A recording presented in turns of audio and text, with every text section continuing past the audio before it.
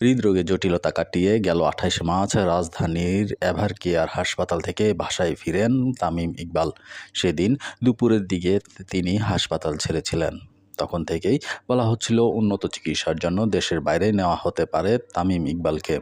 হাসপাতাল ত্যাগের পরেই বিসিবির এক চিকিৎসক বলেছিলেন বর্তমানে তিনি সব দিক থেকেই ভালো আছেন তামিম, আর সে কারণে চিকিৎসকদের পরামর্শেই বাড়িতে চলে যান তিনি।